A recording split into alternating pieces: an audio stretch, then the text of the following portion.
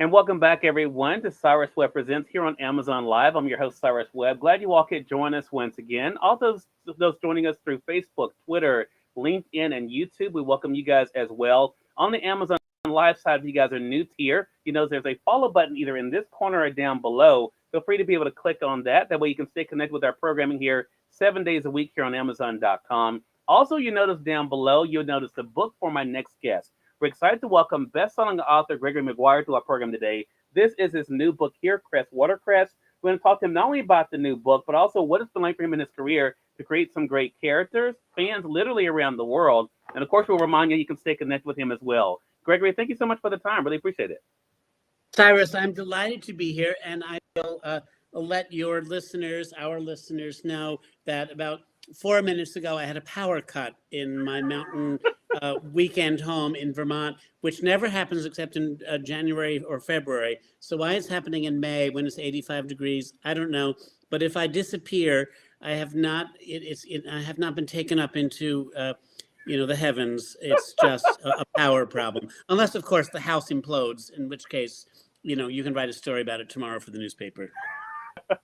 Well, you know what? There's nothing like an exclusive, Gregory. I appreciate I appreciate that.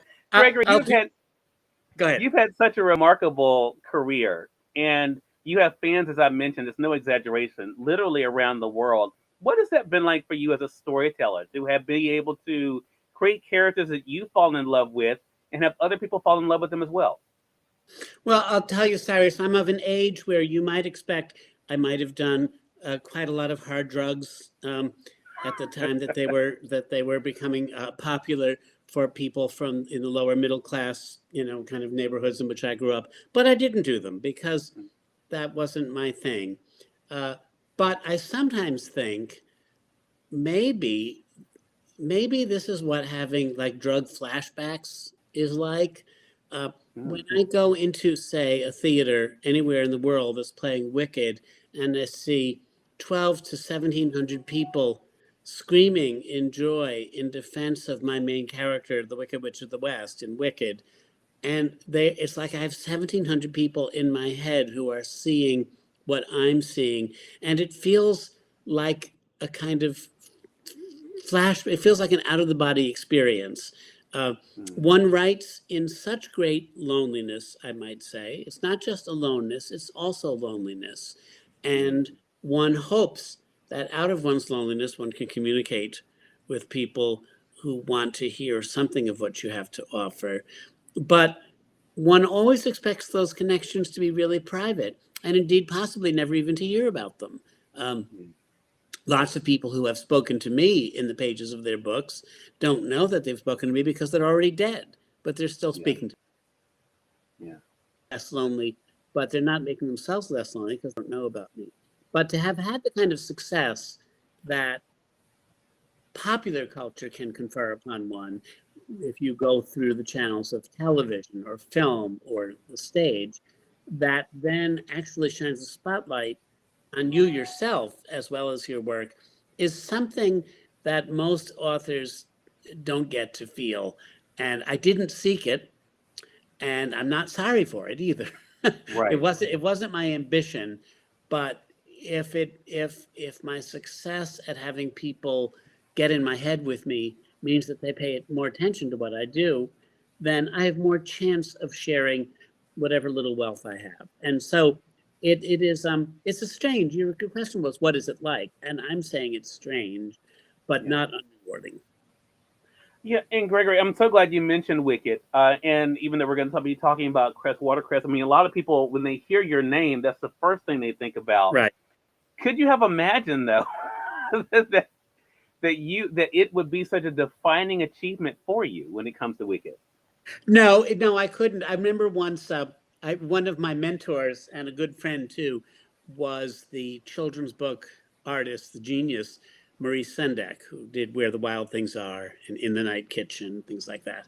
And one time I was talking to him and he said, Gregory, when I die, all they're going to say is, that guy who made the Wild Things is dead at last. So they're not going to tell people that I did 110 other books. They're just going to say The guy who made up the wild things is dead. Then he paused. On the other hand, they're going to say something. And in a way, that's sort of my attitude about Wicked too. It's an outsized contribution in 45 years of professional life of trying to make things that other people might be interested in. And the one of the day, of course, is CRESS WATERCRESS. But CRESS WATERCRESS gets some attention because Wicked has taught a microphone to follow me around. And so that's good. Why not? Yeah, yeah. And I think too, you have been able to entertain readers like myself, Gregory, but I think also you've been able to inspire other storytellers too. What has that part of the journey been like? And even in reading Cress Watercress, I think what people will get in this book is I love your humor. I also love, I think, the idea of someone who seems unseemly, who seems unassuming, is able to do something great, want to do something great, want to make a difference. I think people can relate to that. What has that been like for you to know that you've been able to have these dual effects of entertaining, but also inspiring? Well, it's of course what you set out to try to do, but you don't ever expect you're actually going to achieve it.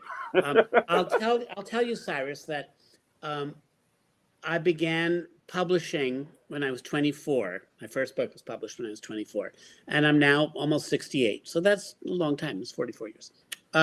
And round about 16 years into an undistinguished publishing career, writing books, mostly chapter books for kids, I then stumbled on the idea for Wicked, and I wrote Wicked for adults, and that changed my career around. That sort of put it in high energy octane gear.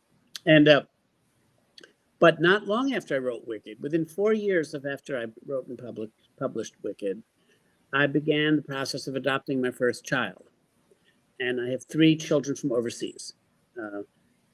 And so when my career star really began to be rising higher than I ever expected it would, and I began to have the kind of attention from the New York Times and Oprah and People magazine and people like that, and Broadway, the fact of the matter is my kids were at their neediest. They were young kids about to start kindergarten.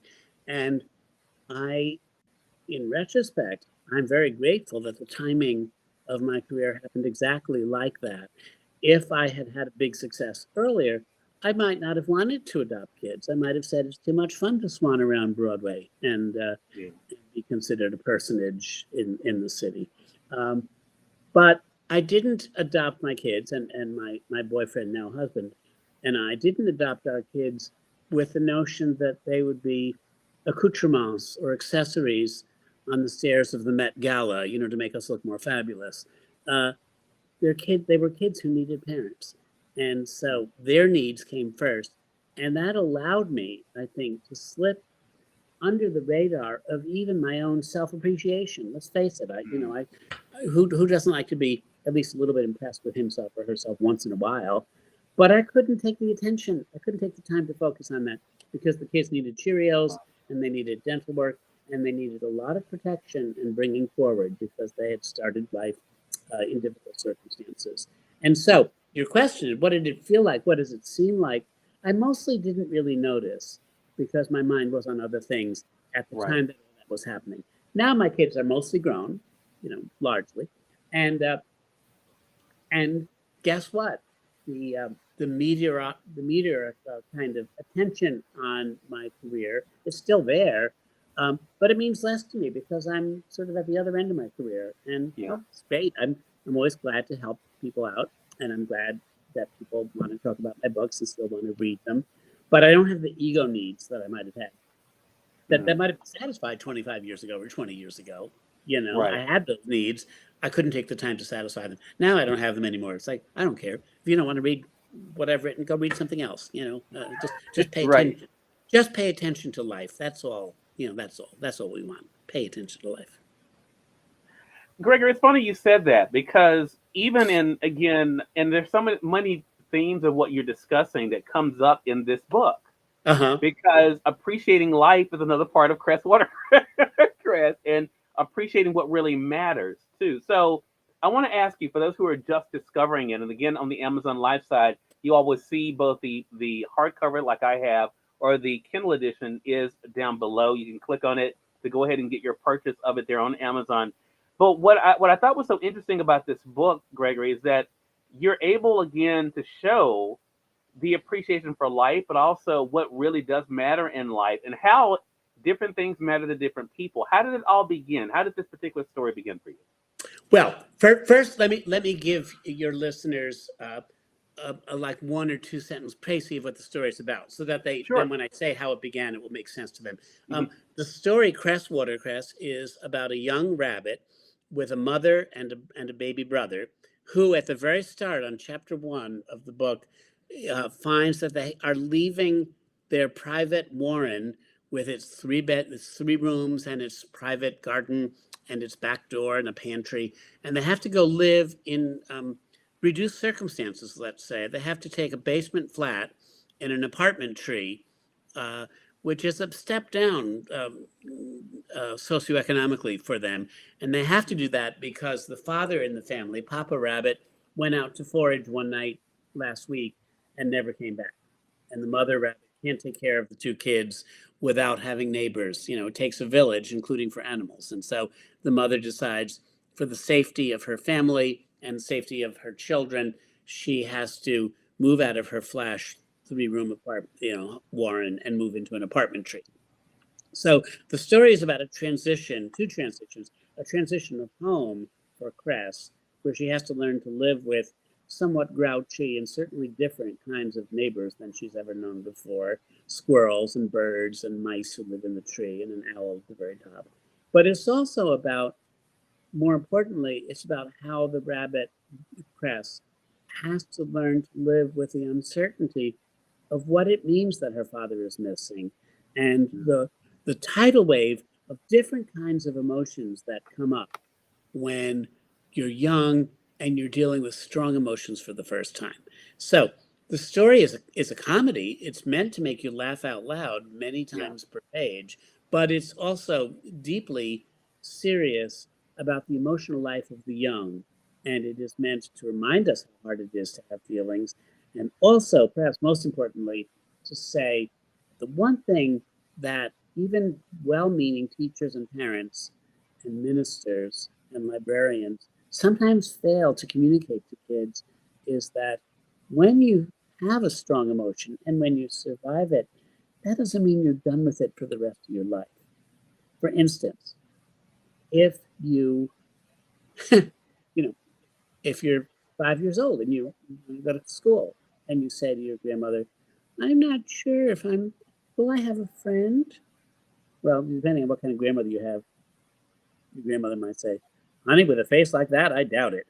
But in fact, the grandmother could go to the library and say, get a book called "Will I Have a Friend?" And in the book, there's a furry animal who's scared of going to school, but then goes to school and finds that friends are available. And you know, kids read that when they're 5. They go to kindergarten. Generally speaking, they make friends, and you might think, okay, there's that issue resolved for all time. Well, guess what? No. You go to cocktail parties when you're in your late 60s and you get nervous and you think, will anybody talk to me? Will I have a friend? The cycle of emotional uncertainties and confusions, sadnesses, anxieties, angers is perpetual. And that cycle is something we don't talk about to kids, I think. So Yeah. that's why Cress Watercress exists. That's why I wrote it. I wanted to talk to kids and to all readers, to make it amusing, to say, just because you miss your missing father once and you cry about it and then you feel better, doesn't mean you're not going to feel bad again about it. It's going to missing, grief is something that recurs, and once you know you can survive it, you're pretty sure you will survive it again. But surviving it doesn't mean that you won't experience it again. And that's really that's the whole reason I wrote Cress Watercress. I wanted to communicate that because I don't think we say that to kids very often. Gregory, do you think you have helped us to reimagine what a happy ending looks like in your work? Well, I even if I'm writing about talking animals, who have things like sippy cups and peanut butter. um, they, I still like to give my characters some sense of access to the vulnerability and the ambiguity of what life has to offer. So Mhm.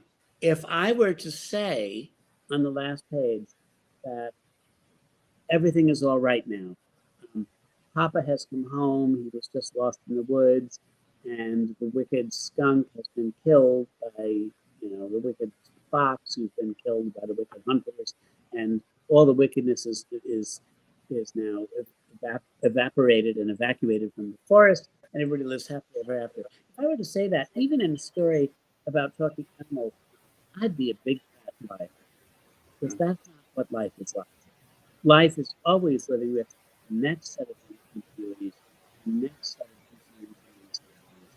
What you need to do is marshal your understanding that you have with society. And so for me, that is the happy ending. The happy ending Yeah. is not solving the problems. The happy ending is knowing I've grown up enough to know I can live to face another day and to fight another day if I need to.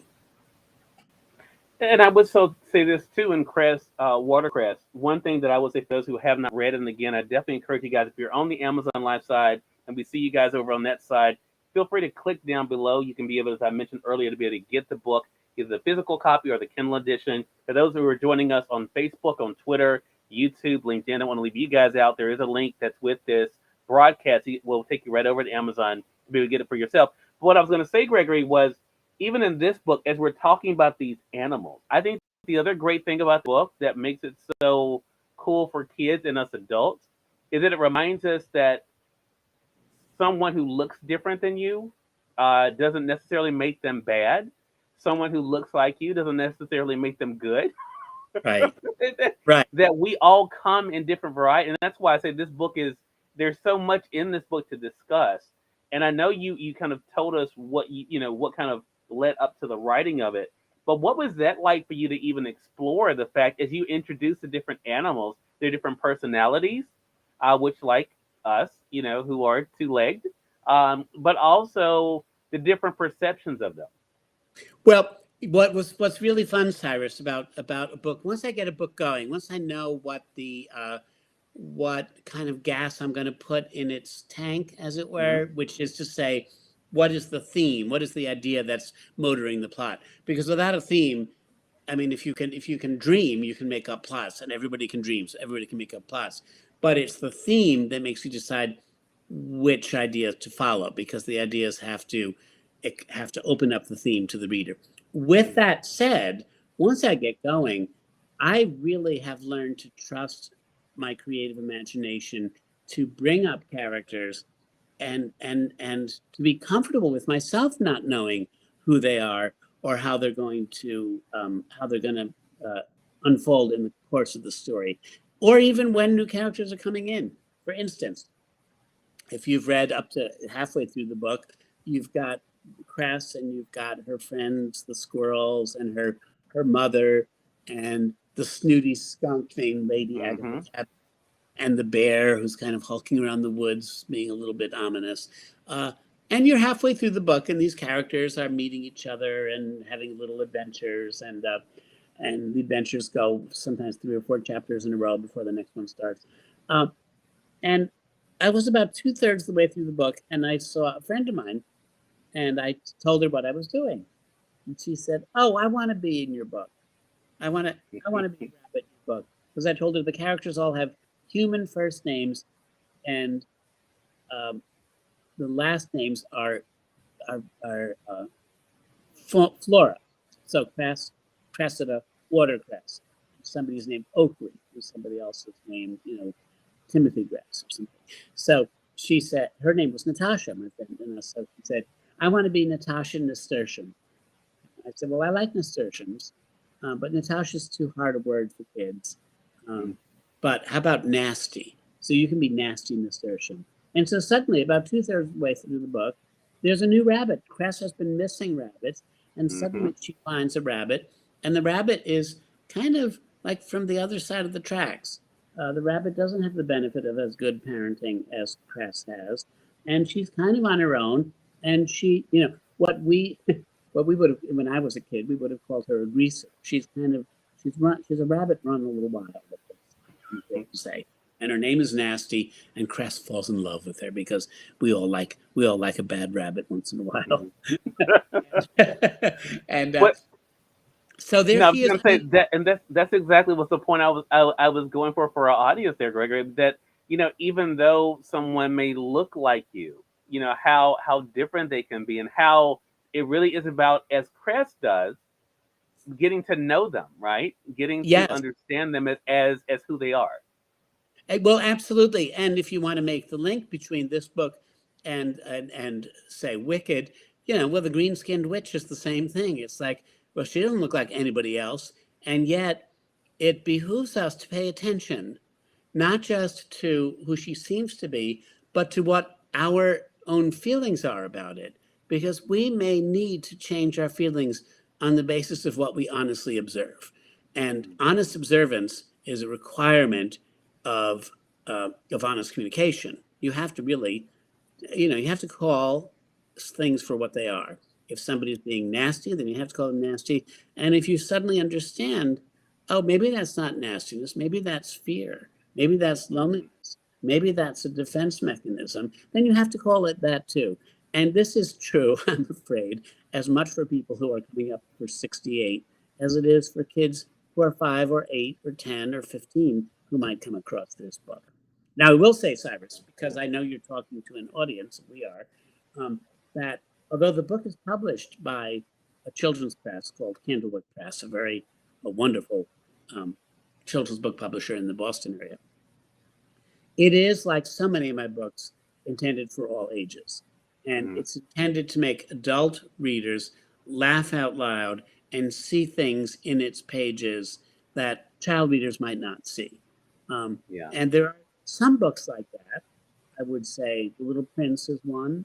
I would say, there are some books that were written and provided for children that are able to speak to anybody who picks them up. And that's what I hope CRESS WATERCRESS would be. And that's what I hope your listeners will think when they find it. Well, I definitely believe they will. Again, everyone, we have best-selling author Gregory Maguire here with us. His new book is CRESS WATERCRESS. Of course, you guys know him from a lot of great work, including Wicked, as we talked about here. But this book is definitely one you want to add to your reading list. It is funny, definitely, I think, entertaining, but inspiring as well, as we talk, even as Gregory's own career has been as well. Gregory, I did have to ask you this question, and I do appreciate you taking out this time to be with us. Sure. What keeps this fun for you at this point? Because I thought I was playing in my mind as you were talking earlier about, it's not about the success for you at this point. It's not about the fame. Right. So what is it that keeps this fun for you now? Well, writing for me, Cyrus, is and has been since the time I was about 5, a kind of way of processing the world. The world is very noisy to me. I don't think I'm particularly spectrumy, although on some level, I think we're all a little spectrumy. But writing from the time I could pick up a pencil and knew how to spell, writing has always been a way for me of unriddling the world, of unscrambling it. It's like playing one of those word games, like Wordle, where you take letters and you try to make them make sense. Writing has always been a way of taking the discord and the disconnect and the ambiguity of the world and putting it down in a place where I can see it and have it make sense for me. So even if I decided not to publish anymore, which is not going to happen immediately, but someday it might happen, I don't think I would fail, unless I have cognitive disarray at some point, or further cognitive disarray for some people who already have it. I don't think I would fail to keep writing, because writing for me is a way of thinking. It's a way of processing. If I don't write for 3 or 4 days or for a couple of weeks, I'm just back from Europe and I haven't written much in a couple of weeks. And I feel the way people feel like when they need to go back to a swimming pool and like strengthen up and lose some fat. I need to write some like immediately in order to clear my brain out and in order to make sure that I can still think. and process and understand. So it's as much a self reward as it is the benefit of giving reward to others. But of course, I hope there's some collateral benefit to others if I do write and publish and I give people something that they might find Love that. worthwhile. Love that. Well, look, I think, and I think, especially like I said, whether we're talking about CRESS WATERCRESS work, you know a story, but also to bring us into the story, and I think that's what people enjoy so much, and I know that's what they'll love about this book. Again, yes, the new book is CRESS WATERCRESS. Make sure you guys get your copy there, either the hard copy like I have here or the Kindle edition. You all can get it right there on Amazon. And Gregory, what is the best way for our audience to stay connected with you? Do you like social media at all? You know, I do have a Facebook page. But sometimes I don't. It's not one of those public pages that anybody can join, and so I think probably www.gregorymaguire.com is the best way. www.gregorymaguire.com. And Maguire, for those who because there's so many different ways to spell it. If you remember the movie Jerry Maguire, or you think of the actor Tobey Maguire, that's how you spell my name too. MAGUIRE, Gregory Maguire. All right. Well, Gregory, congratulations again on another great book. Thank you so much for being gracious with your time, and I hope you'll come back and be with us again. Thank you, Cyrus. I sure would love to. All right. Thank you. And we thank your audience for tuning in to another great Cyrus Webb Presents here on Amazon Live. If you all did come in late, you missed part of the podcast with Gregory, don't worry. You all can be able to catch the replay here on his product page for CRESS WATERCRESS, the new book.